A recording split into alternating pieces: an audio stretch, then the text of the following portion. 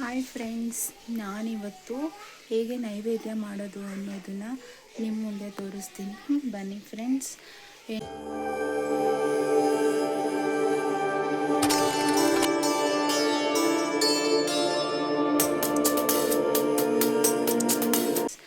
ಏನಾದರೂ ಸಣ್ಣ ಪುಟ್ಟ ಪೂಜೆ ಮಾಡ್ಕೋಬೇಕು ಅಂದರೆ ಈ ರೀತಿ ನೈವೇದ್ಯ ಸಿಂಪಲ್ಲಾಗಿ 5 ನಿಮಿಷದಲ್ಲಿ ಮಾಡ್ಕೋಬೋದು. ಮತ್ತು ಈ ನೈವೇದ್ಯ ಮಕ್ಳಿಗೂ ತುಂಬ ಇಷ್ಟ ಆಗುತ್ತೆ, ಇಷ್ಟಪಟ್ಟು ತಿಂತಾರೆ.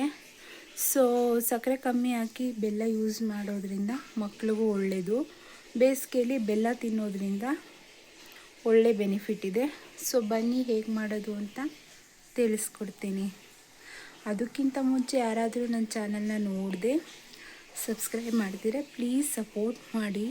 ಸಬ್ಸ್ಕ್ರೈಬ್ ಮಾಡಿಕೊಂಡು ಚಾನಲ್ನ ನೋಡಿ ಅಂತ ಹೇಳ್ತಾ ಬನ್ನಿ ಹೇಗೆ ಮಾಡೋದು ಪ್ರಸಾದ ಅಂತ ತಿಳ್ಕೊಂಬರೋಣ. ಅವಲಕ್ಕಿನ ಚೆನ್ನಾಗಿ ತೊಳೆದು 2 ಸಲ ಒಂದು 5ನಿಂದ 7 ನಿಮಿಷ ನೆನೆಸಿ ಇಟ್ಕೊಳ್ಬೇಕಾಗುತ್ತೆ. ದೇವರ ನೈವೇದ್ಯಕ್ಕೆ ಮಾಡುವಂಥ ಪ್ರಸಾದ ಇದು. ಸೊ ಬನ್ನಿ ತೊಳೆಯೋಣ. ನಾನಿಲ್ಲಿ ನಮ್ಮ ಮನೆಗೆ ಬೇಕಾದಷ್ಟು ಅವಲಕ್ಕಿನ ಆ್ಯಡ್ ಮಾಡಿ ತೊಳೆದಿದ್ದೀನಿ. ಇದನ್ನು ಸೋಸೋಣ.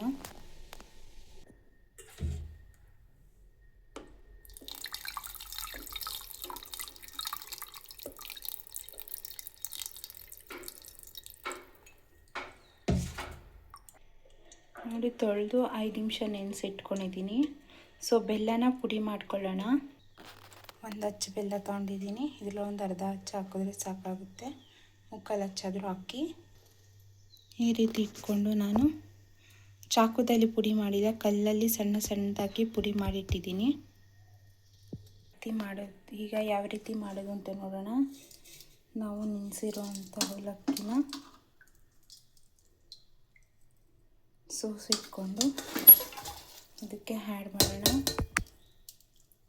ಆನಂತರ ಇದಕ್ಕೆ ಬೆಲ್ಲ ಹಾಕೋಣ.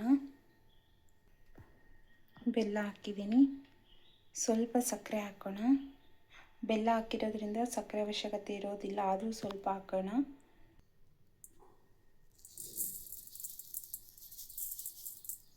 ಒಂದು 2 ಸ್ಪೂನ್ ಸಕ್ಕರೆ ಹಾಕ್ಕೊತಾ ಇದ್ದೀನಿ. ಮಕ್ಳಿಗೂ ಇಷ್ಟ ಆಗುತ್ತೆ ಈ ರೀತಿ ಮಾಡಿಕೊಡೋದ್ರಿಂದ. ಬಾಳೆಹಣ್ಣ ಸಿಪ್ಪೆ ಸುಳಿದು ಸಣ್ಣದಾಗಿ ಹಚ್ಚಿಡೋಣ.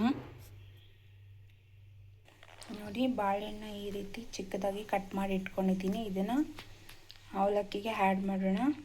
ನೋಡಿ, ಬಾಳೆಹಣ್ಣು ಆ್ಯಡ್ ಮಾಡಿದ್ದೀನಿ. ಇದಕ್ಕೆ ಸ್ವಲ್ಪ ಏಲಕ್ಕಿ ಆ್ಯಡ್ ಮಾಡಬೇಕು. ಬನ್ನಿ, ಒಂದು 3ರಿಂದ 4 ಏಲಕ್ಕಿನ ಪುಡಿ ಮಾಡ್ತಾಯಿದ್ದೀನಿ. ನೋಡಿ, ಏಲಕ್ಕಿ ಹಾಕಿದ್ದೀನಿ ಮೇಲೆ. ನೋಡಿ, ಕಾಯಿ ತುರಿ ತುರಿದಿಟ್ಕೊಂಡಿದ್ದೀನಿ. ಈ ಕಾಯಿ ತುರಿನ ನಾವೆಲ್ಲ ಮಿಕ್ಸ್ ಮಾಡಿದ್ದೀವಲ್ಲ ಅದ್ರ ಜೊತೆ ಆ್ಯಡ್ ಮಾಡೋಣ.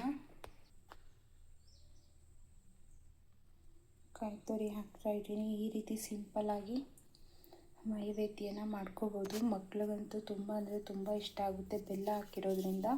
ಸಕ್ಕರೆ ಸ್ವಲ್ಪ ಹಾಕ್ಕೊಳ್ಳಿ, ಬೆಲ್ಲ ಹಾಕಿರೋದು ಮಕ್ಕಳು ಕೊಡ್ಬೋದು.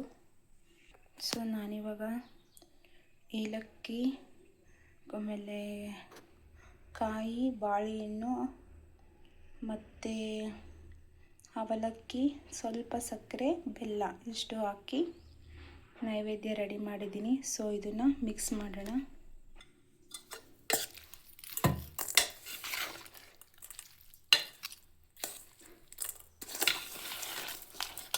ಪೇಷನ್ಸಿಂದ ಮಾಡಿ, ತುಂಬ ಅಂದರೆ ತುಂಬ ಟೇಸ್ಟಿಯಾಗಿ ಬರುತ್ತೆ, ತಿನ್ನೋದಕ್ಕೂ ರುಚಿಯಾಗಿರುತ್ತೆ. ಅವಾಗವಾಗ ಈ ರೀತಿ ನೈವೇದ್ಯ ಮಾಡಿಕೊಂಡು ತಿನ್ನಿ.